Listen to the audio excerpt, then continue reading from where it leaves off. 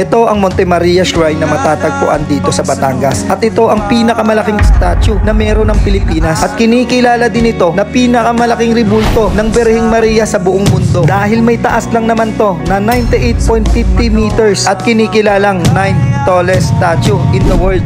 At dahil sa angking laki nito ay mas mataas pa siya sa Christ the Redeemer of Brazil na merong 38 height in meters at ng Statue of Liberty ng Amerika na meron namang 93 height in meters. Kaya naman sino yung mga hindi mamamangha rito na kahit nasa malayo ka pang parte ng Batangas ay tanaw mo na to. Ayan, kitang-kita na natin ang mas malapit ng konti ang higanteng statue ni Mama Mary.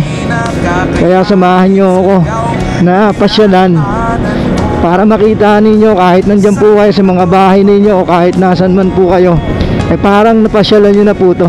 At mabibigyan ko na rin kayo ng pinaka-latest na update na kung ano na ba yung itsura nito ngayon. Dahil ibang-iba na ang itsura nito mula nung nakaraan. At talagang mag-i-enjoy ang lahat ng taong magpupunta rito. Dahil natapos na rin sa wakas yung konstruksyon ng paggawa sa napakalaking project nila rito na glass walk. At kamangha-mangha ang kanilang pagkakagawa dito. Kaya naman nagiging tourist attraction din talaga to sa mga turistang nagpupunta rito. At ito ay unang sumikat sa bansang China. At ito yung iilang video na kuha nila. Pero dahil sa Batangas ay hindi na natin kailangan pumunta pa ng China para ma-experience yung mga ganitong moment. At ayon na rin sa aking pagtatanong, ang entrance fee raw dito is around 250 pesos to 350 pesos. Make sure nyo lang guys na hindi kayo malululain dahil nakakatakot din talaga. Sa mga gustong pumunta, yung maabot ng 2 hours ang travel time from Metro Manila kung mag-e-SLEX po kayo. At para naman sa mga nakamotor na underbone tulad namin, ay inaabot ng 3 oras ang pagbiyahe. Tulad na lang ng ginawa namin na nanggaling pa kami sa Parañaque. Lord, ito na nga, nakarating na tayo rito sa Welcome to Monte Maria. So ito yung mga details na mga kailangan natin. So dito pala entrance, dito na yung entrance. Ito sa harapan yung Monte Maria. Ang laki pala talaga. Sobrang taas pala talaga. Alam mo, building. Parang building pala yan sa taas. So sobrang building siya. Dito ba may bayad ang parking? May ang entrance may bayad na? Tingnan natin.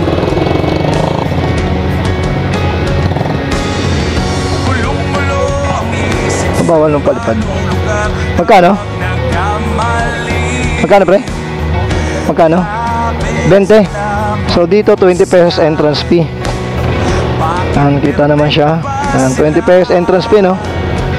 Saan mang parkingan ng motor? Diretso lang. Diretso lang tayo, sabi ni madam. So dito, pagdating nyo rito, yung kitang-kita nyo na, sobrang taas pala. Tapos dito, diretso lang kayo. Ang next na makikita natin dito is dito pala, ang daming parkingan. So dito yung parkingan natin para sa mga motor. Yan, so kanya-kanyang hanap tayo. Doon tayo bandang dulo siguro. Yan, marami rito sa dulo.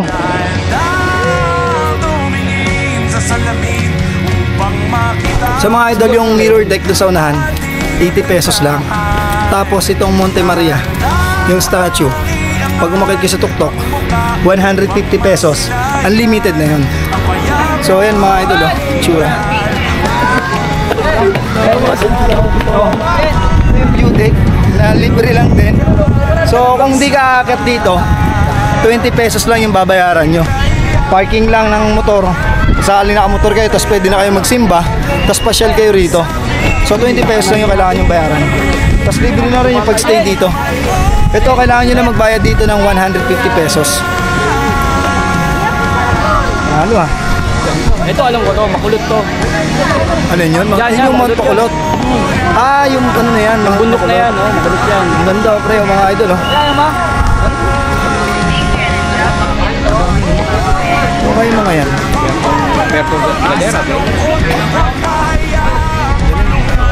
Makita natin sa mapa yan mamaya. Bakit na tayo bago tayo gabihin? Tara, let's go.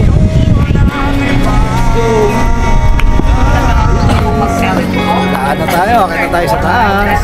Ano to? Lakad ng Trio Brothers. May insert ko nga, maghulog ka. Hulog ka na pre.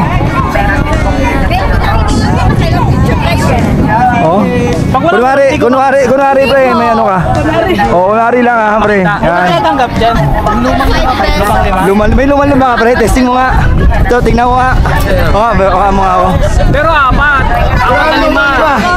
Apat na lima. Meron mga. Ang apat na lima kasi isang minuto lang yan. Isang minuto lang. So 20 pesos, 1 minute lang. Tapos 150 pala sa regular. So saan tayo rito? Sa 1 ano? Sa 150. 150. Bayad tayo mga idol. Let's go. Yes po. Akit pa kayo? Ilan po kayo? Tatlo. 3 regular. Spidey. Bayad na tayo mga lods. Bayad na. Sakay na tayo. Let's go. Ay, ito ba? Magpupo kami. Nakatay tayo. Ilang floor to ha, ma'am? 17. 17 floor.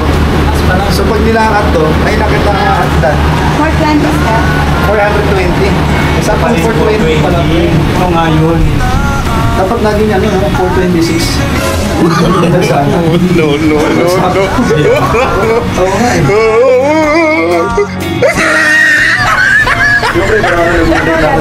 Wow! Ayun, may mga nag-a-assist oh. Ayun, wow, dito na tayo mga lods. Let's go! Uy, parang malamig ah. Oo nga, iba yung lamig ng hangin dito sa taas ah. Kanina, yun na tayo sa upa ah. So mga idol, meron tayo rito natuklasan habang dito tayo sa view deck ng Monte Maria. So let's go mga idol, pakita namin sa'yo. So dito, saan na yung si paring Marco? Si Marco. No, wala yun, si paring Marco. Paring Marco, may kaming... Mahanapin pa natin eh. Nakita natin kasi may kami nakita itong mga isla. So possible na yung Verde Island. Ay, wala na yun. Possible to, Verde Island. Verde Island. Oo. Itong So yung isa, Tingloy, itong mahaba. ito mahaba. Nandito yung Tingloy. So mga idol, pag nandito pala kayo, kita na rin yung Verde Island, tsaka yung Tingloy nasa tapat. And then ito, Batangas na yan. Nandiyan. So papayita ko mga idol, yung tag 80 pesos na tinatawag na glass deck. Tag 80 pesos lang yun. Pero pakita ko, turo natin. Sa mga idol, ayun yun mga idol ah. Ito yung glass deck. Yan, na 80 pesos. Tapos ito yung glass walk na tag 350. Hindi ako nagkakamali, ano? So mamaya i-clear natin kung magkano talaga yon kapag okay na talaga. So ngayon, sa mga gusto magsimba, pwede kayo magsimba rito. Tapos magbabayad lang kayo ng parking fee para dito sa parking ng 20 pesos tsaka 50 pesos para sa mga sasakyan. So yun, ito yung view rito mga idol. So ito yung view rito mga idol pag nandito kayo sa Monte Maria view deck. Simulan muli ang paghakbang. Dahil lang tumingin sa salamin upang makita ang ating kagandahan. Dahil lang iangat ang mukha upang masilayan ang payap. So yung next nating pupuntahan ay yung glass walk na nag-open noong December 8 para sa publiko. Halika na. Sayang mga idol, pasok natin. As of December 24, 2024 ay hindi pa rin open for public ang glass walk dahil may mga kailangan pang mga ilang dokumento na makomply sa LGU ayon sa gwardiya na napagtanungan namin. At tanging mga kilalang mga vlogger lang yung nakapasok dito at nakakuha ng mga video. Since hindi naman tayo kilala katulad nila, babalikan na lang natin to kapag nag-open na. Maraming salamat nga rin pala kila ma'am at kila sir na nagbigay sa amin ng information para maibahagi namin sa inyo. Para sa mga gustong magsimba, ito yung mga oras na kailangan nyong malaman. So mga idol, finally nakarating na tayo rito sa Monte Maria. Ito, may kita nyo yung statue, yan. So dito merong 17 floor na kung saan sobrang taas talaga. So may 150 pesos lang na bayad dito. And then sa mga gustong magsimba, ito mga idol, simbahan. Ayun yung simbahan mga lods.